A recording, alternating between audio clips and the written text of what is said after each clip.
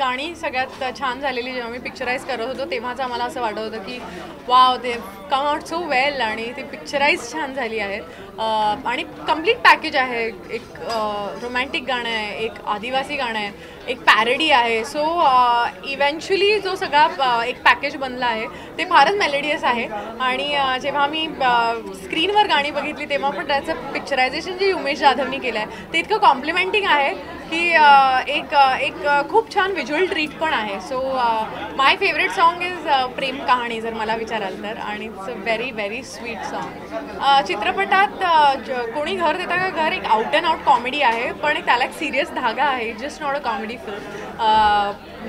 मुंबईसारख्या एका शहरात जेव्हा राहायला छप्पर नसतं डोक्यावर तेव्हा काय काय प्रॉब्लेम्स होतात आणि एक प्रेमी युगुल ज्याच्यावर असा एक प्रॉब्लेम आलेला आहे तो ह्यातनं बाहेर पडायसाठी काय काय करतो अशी एक ती गोष्ट आहे.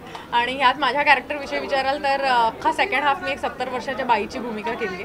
So it is very funny, कारण की आम्हाला कळत नव्हतं आधी, मला तरी कळत नव्हतं की ती कशी साकारावी, कारण की ती 10 प्रकारे आपण करू शकतो, पण what is the right way to do it. आणि आय थिंक ते आम्ही क्रॅक केलं. आणि जेव्हा शूट करत होतो तेव्हा मलाच ते कॅरेक्टर इतकं गोड वाटू लागलं की इव्हेंच्युअली जे सेटवर होते त्या सगळ्यांनाच ते आवडू लागलं. And it's come out really वेल.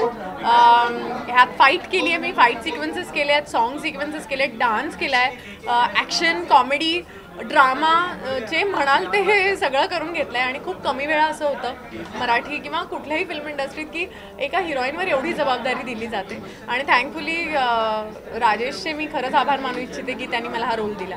प्रेम कहाणी तशी पुराणी अजून त्यांची गातात गाणी.